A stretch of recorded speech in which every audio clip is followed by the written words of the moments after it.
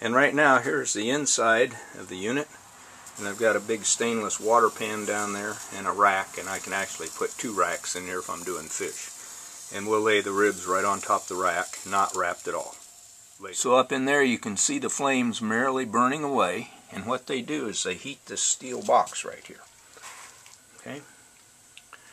And the box has the wood in it.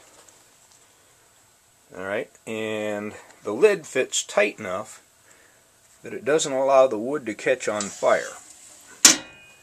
So, all it does is it heats the box smokes, and off we go. Hey Ginger, good morning. Okay, here's my smoker, an old 30-inch gas stove, and ended up cutting a pretty good sized hole in the top and the back to make a exhaust port for the smoke to come out. Added about 10 inches of height on the bottom and moved the burner down from right here, which is the regular broiler drawer. Now I'm going to stop the camera. Okay, Ginger, 12 noon, and we just suck the ribs in. We lay them on a sheet of tin foil to keep the smoker from getting all screwed up. Now we'll have to wait for the smoker to get back up to temperature and start smoking and all that other stuff again. Later. Okay, Ginger, next to the last step. Of course, the last step is eating them. And there they are. Hopefully they taste good. Later. Well, Ginger, I've been hard at this smoking now for an hour and a half. And this is a very high-end camera tripod. Peggy and I were out and about yesterday, and I had this at a flea market, and they had it for $5 and I got it for $2. It's a great unit, except somebody lost the pieces that go into this here to hold the camera. Now I'm so nervous and jerky anymore, but anyway, this thumb screw cam's open and there's a tapered piece that goes in here. So while the smoker has been sitting unattended, and I think you might be able to see the smoke billowing out of my shop. Anyway, I put the meat in and we haven't looked at it since, and we don't need to.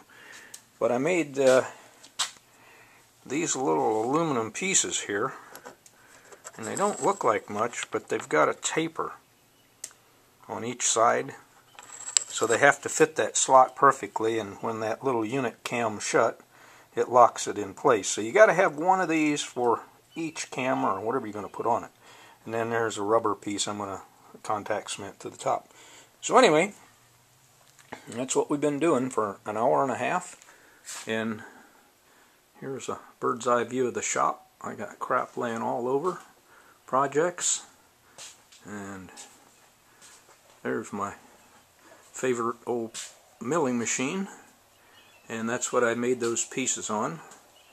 And I got right in a compound here, so I won't bore you anymore. Talk to you later. Okay, Ginger, here we are, getting ready to open up Old Smoky after 3 hours. And like I said before a couple times, the good part about all this is you don't really have to touch anything.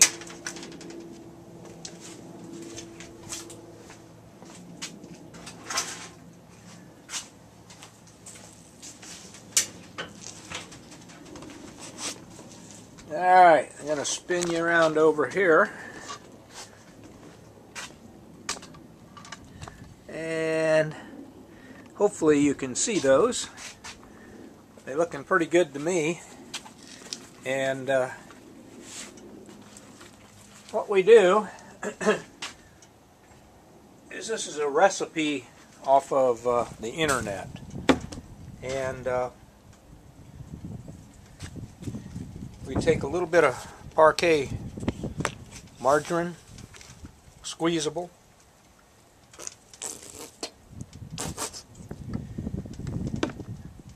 dribble of that.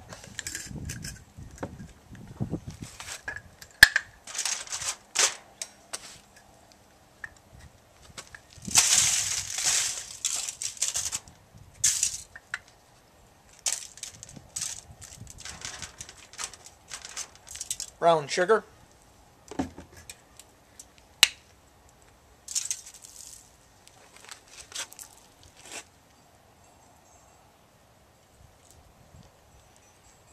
A little honey. Ooh, hot, hot. Flip them over.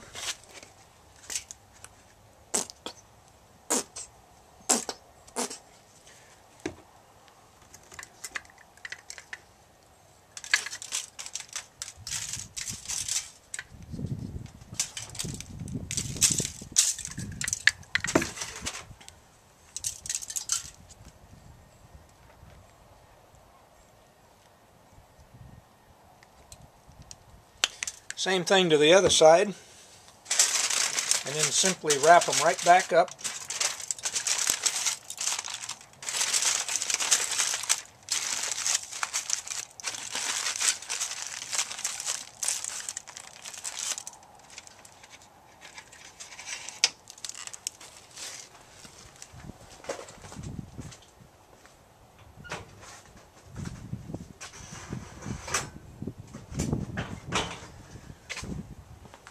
And we're good for another hour and a half.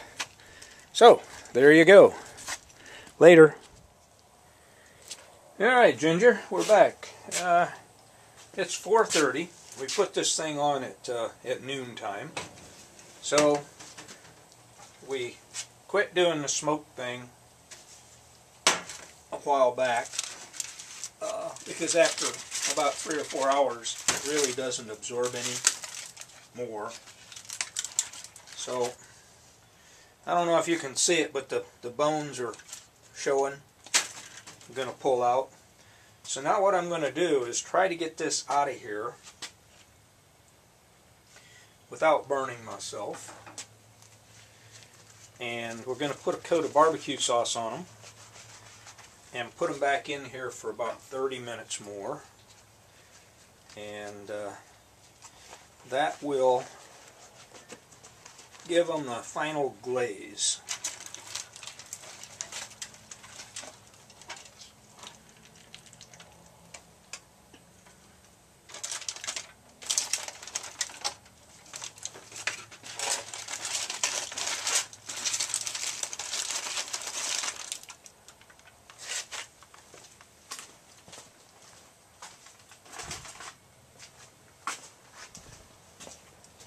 Now that tin foil, of course, is full of fat and whatever.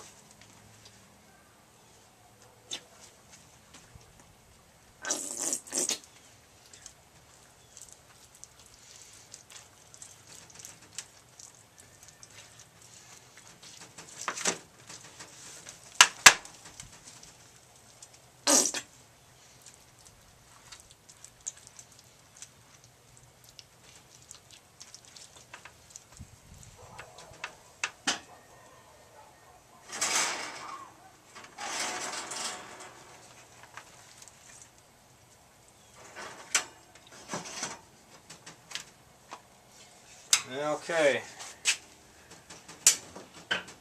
that's it for another 30 minutes and then we'll call them done. Now I got to get these slippery gloves off, turn the camera off. Oh well, that may not happen.